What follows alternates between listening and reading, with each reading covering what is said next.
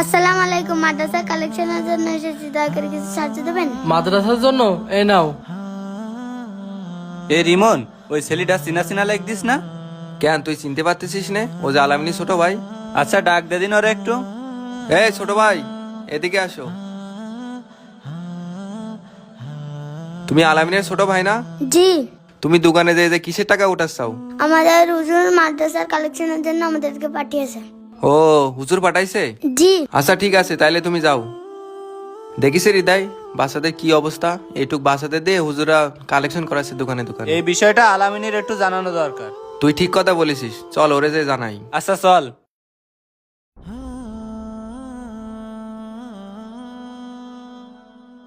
এ আলামিন, দাঁড়া দাঁড়া দাঁড়া, আমরা তোকের বাড়ি যাচ্ছিলাম। কিছু বলবি নাকি? তোর ভাই দেখলাম লোকের কাছে টাকা চাই বেড়াচ্ছে বাজারে বাজারে, তা তুই টাকা পয়সা দিস নে বাড়িতে নাকি? টাকা সেই বেড়াচ্ছে মানে? এই কি হইছে রে? হ্যাঁ, তোর ভাইরে দেখলাম যে ওই দোকানে দোকানে যে টাকা চেয়ে বেড়াচ্ছে। টাকা সেই বেড়াচ্ছে না? এই আমার সাথে চল দেন। আচ্ছা তা চল। আসসালামু আলাইকুম ভাইয়া, ওয়ালাইকুম আসসালাম। মাদ্রাসা কালেকশনের জন্য ওই দেখ তো ছোট ভাই সাহায্য এখনো দেবেন? টাকা চেয়ে ছোট বেড়াচ্ছে। ভাই, আমার কাছে তো টাকা নেই, তুমি যাও।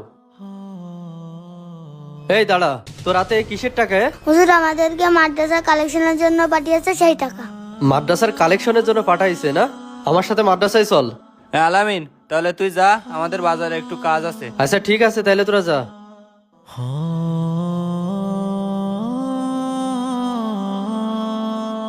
হুজুর, হুজুর।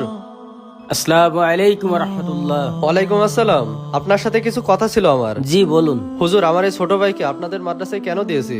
দিনই শিক্ষা অর্জনের জন্য। তাহলে কেন আমার ছোট ভাইকে দিয়ে রাস্তায় রাস্তায় সাহায্য তোলাচ্ছেন? ভাই, মাদ্রাসা নির্মাণ কাজ চলছে, তাই ছাত্রদের দিয়ে একটু কালেকশন করাচ্ছিলাম। কোরআন হাদিসের কোথাও লেখা আছে যে মসজিদ মাদ্রাসা নির্মাণের জন্য বাচ্চাদেরকে দিয়ে এভাবে সাহায্য তুলতে হবে? ভাই, আপনি কোরআন হাদিস সম্পর্কে কি জানেন? কোরআন হাদিস সম্পর্কে যতটুকু জানেন অতটুকুই বলেন। কোরআন হাদিসে যদি না থাকতো তা বাচ্চাদের দিয়ে এভাবে কালেকশন করাতাম? হুজুর, আমার বেয়াদবি মাফ করবেন। কোরআন হাদিস সম্পর্কে আমার এতটা জ্ঞান নেই। তবে হুজুর, যতটুকু শিখেছি, কোরআন হাদিসের কোনো জায়গায় লেখা নেই যে মসজিদ মাদ্রাসার জন্য মানুষের কাছে হাত পেতে চাঁদা তুলতে হবে। আপনারা তাহলে এগুলো কেন করাচ্ছেন? হুজুর, একটা জিনিস খেয়াল করেছেন? বিধর্মী যে মানুষগুলো আছে তাদের উপাসনালয় তৈরি করতে মানুষের কাছে হাত তুলেছে। তাহলে এই 90% মুসলমানের বাংলাদেশে আমরা কেন মানুষের কাছে হাত তুলে টাকা আদায় করে আমাদের মসজিদ মাদ্রাসা তৈরি করতে হবে?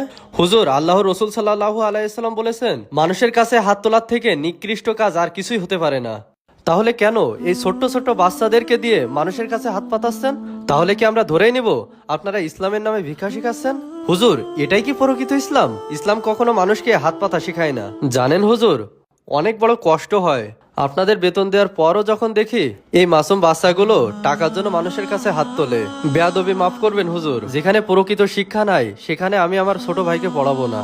আর অনেক কথা বললাম, যদি আমার কথায় ভুল থাকে, আমার কথায় যদি আপনি কষ্ট পেয়ে থাকেন, তাহলে আমাকে ক্ষমা করবেন। আসি হুজুর, আসসালামু আলাইকুম। আচ্ছা, আমরা যেগুলো করতেছি এটা তো করা ঠিক না। এই ভিডিওটি দেখার পর হয়তো অনেকে নেগেটিভ মন্তব্য করবেন। এই ভিডিওটির মাধ্যমে বোঝাতে চেয়েছি মাদ্রাসার বাচ্চাদেরকে দিয়ে না যেন চাঁদা তোলানো হয়, কারণ অভিভাবকদের জন্য এটি অত্যন্ত লজ্জাজনক।